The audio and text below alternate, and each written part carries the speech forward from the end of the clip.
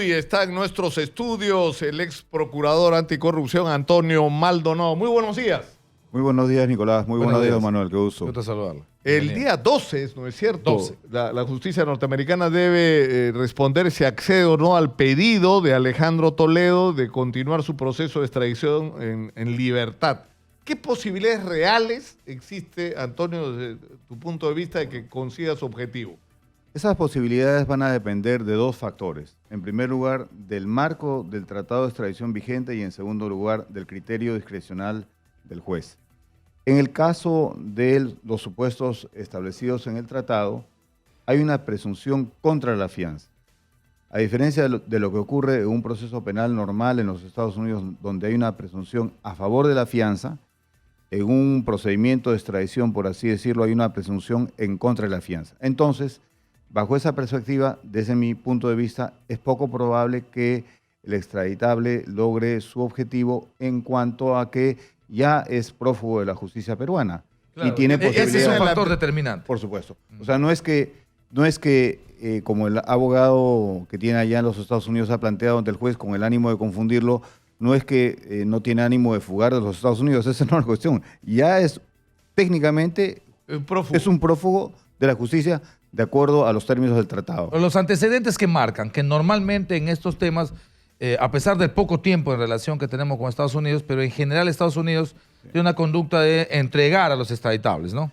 Bueno, los antecedentes son los siguientes, ¿no? En el mes de septiembre del año 2017, los Estados Unidos, pese a la no existencia de un tratado formal, como en este caso sí existe, entregó a la justicia colombiana, que había sido condenado por 17 años de prisión, a un exministro acusado de un caso de grave corrupción vinculado a un tema de servicios eléctricos, en fin.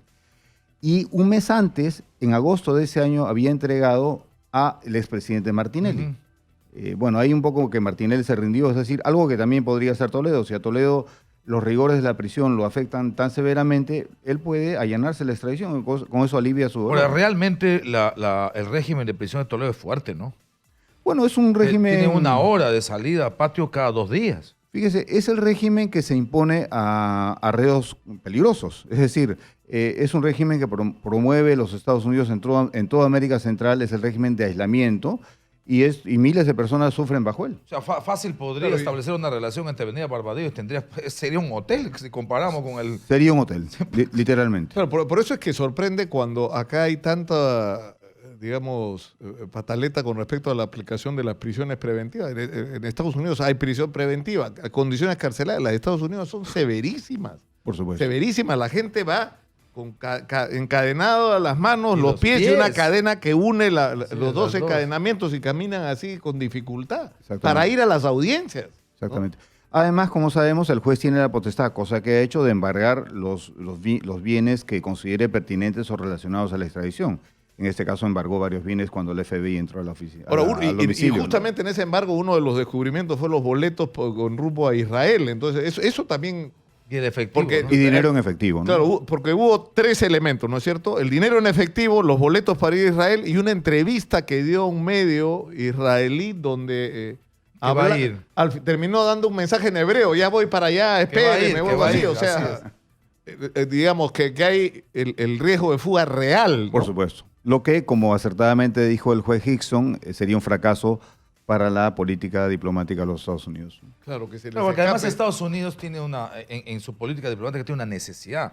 En su lucha contra el terrorismo, estas cosas, el narcotráfico, la verdad es que quisiera tener tratados de extradición con todo el mundo. Sí. ¿No? Por ejemplo, el tema de Colombia que se mantiene permanente ahora, ya quisiera que se pueda llevar a Santrich inmediatamente, lo hubiera querido llevar, pero en el acto. Así. En fin, necesita este tipo de relación y demostrar al mundo entero que cuando queremos de Estados Unidos extradiciones, por supuesto, se facilita. Porque quien necesita más es Estados Unidos de otros países, ¿no? Por supuesto, y como bien ha notado la Oficina de Asuntos Internacionales del Ministerio de Justicia, desde 1970 a la fecha, el mundo se ha vuelto un escenario de desarrollo del crimen organizado espeluznante, ¿no? Ahora, este tema de acogerse a lo que se llama la extradición simplificada, ¿no es cierto? Que significa declararte culpable. allanarse a la extradición, ¿no? Aceptar, digamos... Ahora, eso no significa una forma de colaboración eficaz, simplemente no, de ninguna manera. ¿Y eso obligaría a qué? A que la justicia, porque tú te declaras culpable... Ante la justicia peruana. Ante la justicia. Los temas de culpabilidad e inocencia solo pueden verse, y eso es una tradición en el derecho internacional público, en el país que requiere al Ahora, fugitivo. pero eso supone que los abogados norteamericanos, Alejandro Toledo, establezcan una negociación con la justicia peruana, en este caso sería ¿con quién? Con la fiscalía. No, con la justicia americana. Con la justicia americana. Exacto, que los intereses peruanos están representados por un fiscal asistente. Todo es a través de la justicia norteamericana. Y si ocurre eso, por supuesto, él viene a rendir cuentas acá sobre el primer pedido de extradición. El segundo, que está en proceso, que tendría que ver con implicancia en relación a Ecoteva, no entraría todavía. Bueno, de acuerdo al marco del tratado, las autoridades peruanas pueden presentar varios cargos. En este momento, hablando de lo que usted menciona, Ecoteva, pueden ser presentados y sumados al que ya está en curso. El tema es que siempre hay que tener en cuenta el principio de la especialidad, porque una vez que se decide la extradición por ciertos casos, solo el extraditado solo puede ser procesado por esos casos. Con ciertas excepciones, ¿no? Pero básicamente es eso. Ahora, lo que es increíble, bueno, yo creo que cualquier cosa puede suceder y ya sorpresa. O sea, ¿cuándo alguien se pudo imaginar que Odebrecht, una de las más grandes, si no la más grande constructora del mundo, iba a tener a su titular más importante confesando delitos? No solo preso, confesando delitos. O sea, es decir, el sistema de corrupción funciona porque solo es posible descubrirlo si una de las partes lo traiciona, por la manera como está construida. Es casi perfecto el sistema de corrupción, ¿no es exactamente. Toda esta empresa criminal estuvo diseñada para nunca ser descubierta. Por eso es que los involucrados estuvieron muy tranquilos. Solo cuando los fiscales brasileños descubren en el 2014, por accidente, este asunto de Lavallato, y se produce el 22 de diciembre del año 2016 el plea agreement entre una corte federal de Nueva York y la empresa Odebrecht, es que esto empieza a desarrollarse. Pero antes en el Perú, y la Comisión Paria había sido denegada. Pero a lo que voy es que, así como eso fue sorprendente, no debería ser sorprendente y tendría que ocurrir que Alejandro Toledo, si se ilumina en algún momento de repente la desintoxicación forzosa a la que está obligado por sus condiciones carcelarias a tener un minuto de lucidez y de recuperación moral, y reconciliarse con el país contando toda la verdad. Sí, o sea, yo me imagino, imagínate el escenario de Alejandro Toledo contando todo lo que pasó con toda la obra pública, el manejo con el tema de los medios de comunicación. O sea, eso lo hemos hablado contigo mismo, Antonio, ¿no? O sea, por ejemplo, lo que debió ocurrir en relación a Canal 4 y Canal 5 es quitar la licencia y poner esa licencia de licitación pública. Eso era lo correcto, eso era lo ético, eso era lo moral. Y lo que se hizo fue transacciones con esa licencia. En efecto.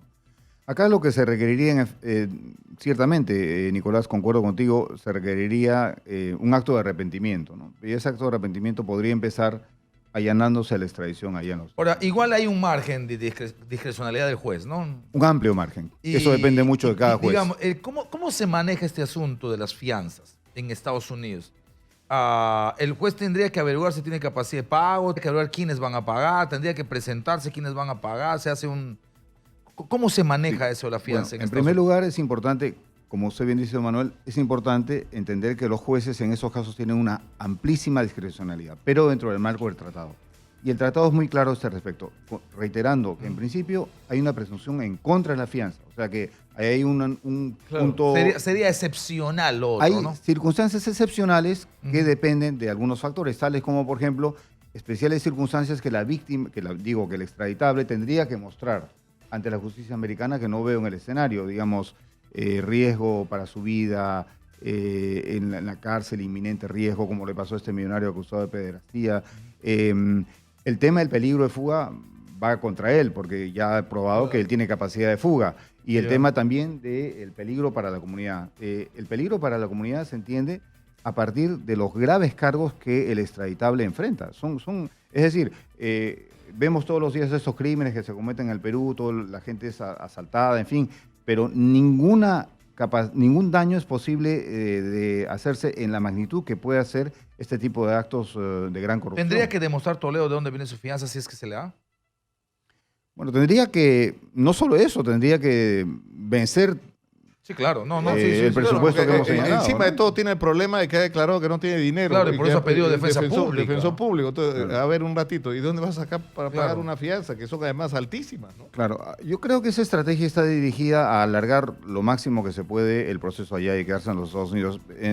Esperemos que el juez Hickson no caiga en ese juego, ¿no?